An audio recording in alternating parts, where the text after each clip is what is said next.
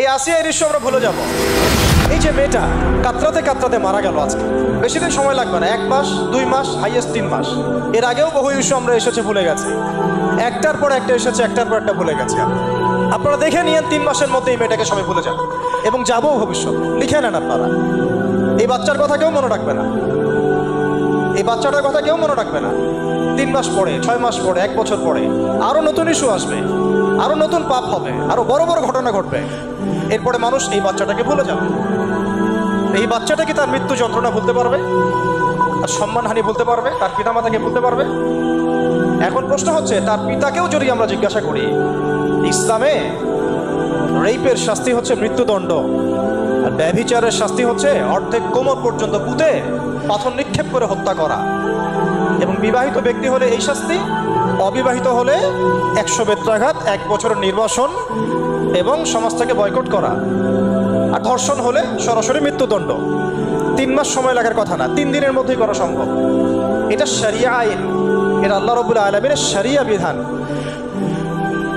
এখন তারাও কি এটাতে রাজি হবে? যারা শোক প্রকাশ করছেন তারা কি এই বিধানটা কার্যকর করতে রাজি হবে? ধর্ষককে সবার সামনে প্রকাশ্যে মৃত্যুদণ্ড দেওয়া হোক, শরিয়া আইন কার্যকর করা হোক, রাজি হবেন না।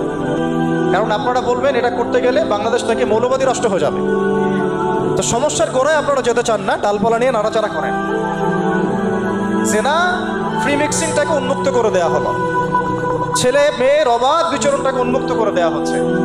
একটা চরম ক্ষুধার্ত মানুষদের সামনে যদি আপনি খাবারকে উন্মুক্ত করে রাখেন, এরপরে যদি কেউ জোর করে খাবার খেয়েও ফেলে, শুধু কি আপনি খাদকের দোষ দিবেন?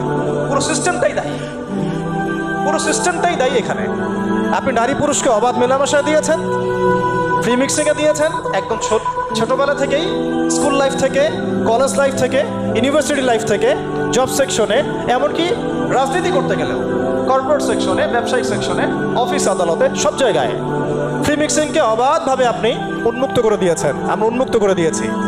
এর উপরে ছড়িয়ে দিয়েছি পর্নোগ্রাফি। পর্নোগ্রাফি সবার ফোনে ফোনে। পর্নোগ্রাফি দেখতে থাকলে একটা মানুষ বাচ্চাকে না, কয়েকদিন পরে পশুর সাথেও জেনা করতে পারে। যদি সামনে দেখেন যে মানুষ পশুর সাথে জেনা করেছে, আপনারা অবাক হতে পারেন, আমি অবাক হব না। কারণ পর্নোগ্রাফি মানুষকে পশুর সাথেও জেনা করতে শেখাবে। বাচ্চা তো কিছুই না। এর উপর আছে বিবাহ বহির্ভূত সম্পর্ক, ব্যভিচার, জিনা, ফ্রি মিক্সিং, ভ্যালেন্টাইন্স ডের মতো দিবসগুলো পালন করে ছেলে মেয়ের অবাধ মেলামেশা। আর এই জেনাগুলোকে আমরা বলছি কাছে আসার গল্প, যেখানে ওর উপরে 100 বেত্রাঘাতের শাস্তি অলরেডি মজুদ হয়ে গেছে। আর কতগুলো যে জেনা হয়েছে এটা তো আল্লাহ পাক ভালো জানে। একটা দুইটা তো করে নাই, একটার পর একটা চেঞ্জ করেছে। বিবাহিত ব্যক্তি পর্যন্ত অন্যের স্ত্রীর সাথে জেনা করেছে। আর এটা তো ধর্ম তো অনেক বড় বিষয়, ধর্ম তো অনেক বড় বিষয়। এটা তো এটা মানবতা বিরোধী অপরাধ, এটা থেকে মানবতা বিরোধী অপরাধ। এখন সমস্যা কি এক কেন্দ্রিক? এটা বহুমুখী সমস্যা। ফ্রি মিক্সিং রেখেছেন, পর্ন চালু করে দিয়েছেন, এবং সবচেয়ে বড় কথা এর শরঈ বিচারটুকু নিশ্চিত হচ্ছে না। তাহলে সমাজের মধ্যে এগুলো কমবে না বাড়বে? সিম্পল, সমাজের মধ্যে এগুলো বাড়বে। 6টা কাজ করেন, ইনশাআল্লাহ তাআলা কমে যাবে। প্রথমত শরঈ পর্দা নিশ্চিত করেন, দ্বিতীয়ত ফ্রি মিক্সিং বন্ধ করে দেন, তৃতীয়ত আপনারা জেনার শাস্তি চালু করেন, চতুর্থত সমকামিতা বন্ধ করেন, এলজিবিটি বন্ধ করেন, পঞ্চমত ব্যভিচারের যে রজম শাস্তি চালু করেন, শরঈ বিধান চালু করেন, পর্ন সাইটগুলোকে বন্ধ করে দেন, এবং সমাজে তাকওয়া নৈতিকতা শিক্ষাটাকে বাড়িয়ে দেন। দেখেন সমাজে জেনা কমে না বাড়ে। কিন্তু কেউ এই সমস্যার গোড়ায় যাবে না।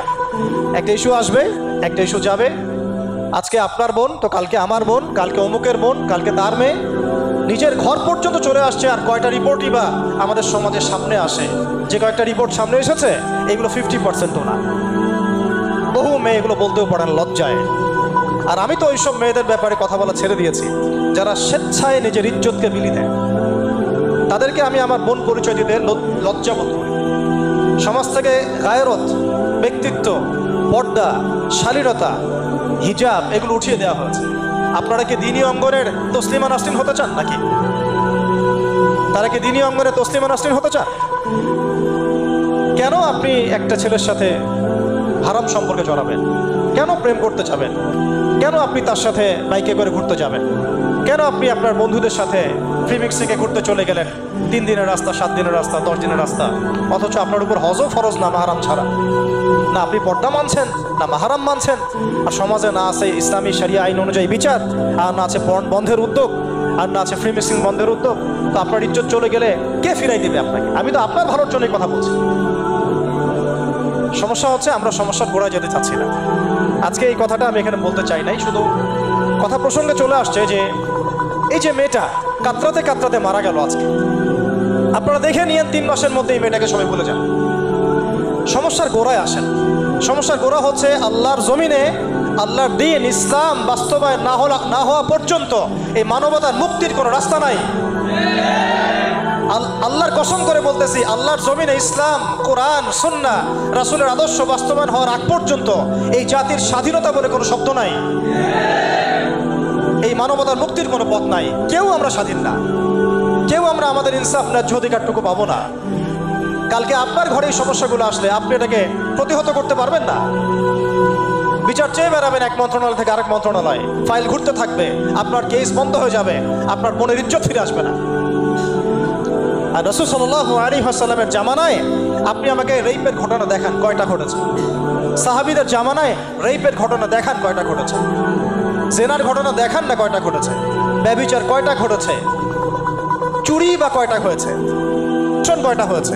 ডাকাতি কয়টা হয়েছে? একটা দুইটা রেয়ার আপনি ঘটনা দেখাতে পারবেন। এবং যখন সেই ঘটনা ঘটেছে ইনস্ট্যান্ট দেন নবী সাল্লাল্লাহু আলাইহি ওয়াসাল্লাম শরীয়ত আইন বাস্তবায়ন করেছেন। তিনি শুধু মানুষকে তাকওয়ার ওয়াজ নসিহত করেন নাই, বরং আল্লাহর আইনও বাস্তবায়ন করেছেন। এই দুইটা সমানুপাতিকভাবে চলতে হবে সমাজের মধ্যে। শুধু তাকওয়ার ওয়াজ করেই সব বন্ধ করা যাবে না, আইনও বাস্তবায়ন করতে হবে।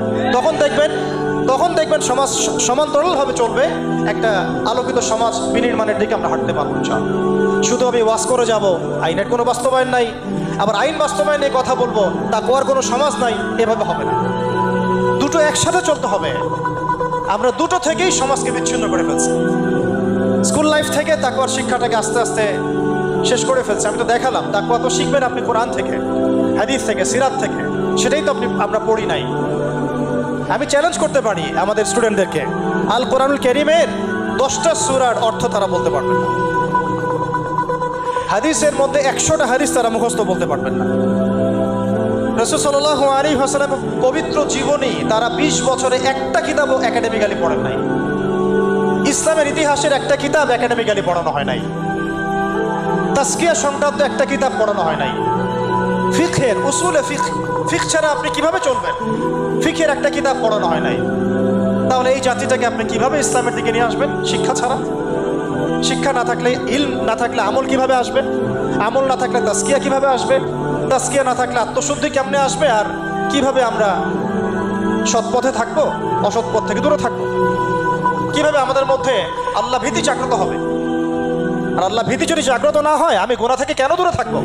যার মধ্যে আল্লাহর ভয় নাই সে গুনাহ থেকে কেন দূরে থাকবে? তার মধ্যে তো আল্লাহর ভয় নাই।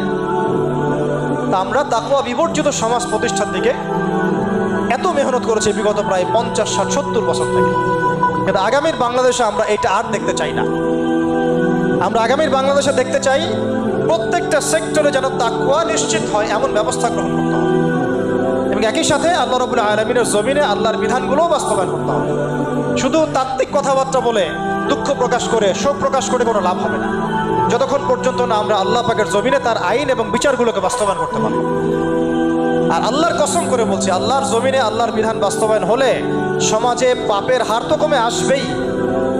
সমাজে পাপের হার তো কমে আসবে। কোনো কাফের, মুশরিক, মুরতাদ জনগোষ্ঠী আমাদের দিকে চোখ তুলে তাকাতে পারবে না ইনশাআল্লাহ। আমাদেরকে দাসত্ব শৃঙ্খলে আবদ্ধ করতে পারবে না ইনশাআল্লাহ। সব কথার শেষ কথা ভাই, যে আমরা দুনিয়াতে এসেছি লিমিটেড টাইমের জন্য। এই সময়টুকুতে যদি আমরা হেলায় ফেলায় দুনিয়ার জীবনটাকে নষ্ট করি, আমাদের দিনটাকে ঠাট্টা ছলে গ্রহণ করি, কোরআনকে মূল্যায়ন না করি, হাদিসকে মূল্যায়ন না করি, আল্লাহর দেয় এই সুযোগগুলো, রমাদান, এই কোরআন, এই তারাবি, এই তাহাজ্জুদ, এই সাদাকা, এই তাকওয়া, এগুলোকে মূল্যায়ন না করি, তাহলে ক্ষতিগ্রস্ত আমরা হব, আর কেউ হবে না। ক্ষতিগ্রস্ত এই পৃথিবীতে অন্য কেউ হবে না, বরং আমরাই হব। আল্লাহ পাক আমাদের সবাইকে পরকালীন চূড়ান্ত ক্ষতি থেকে আল্লাহ হেফাজত করেন, এবং দুনিয়াতে যে ফিতনা, ফাসাদ, এই রাহাজানি চলছে, এগুলো থেকে মুক্তির পথ যে একমাত্র ইসলাম, এইটা বোঝার তৌফিক আমাদেরকে দান করেন।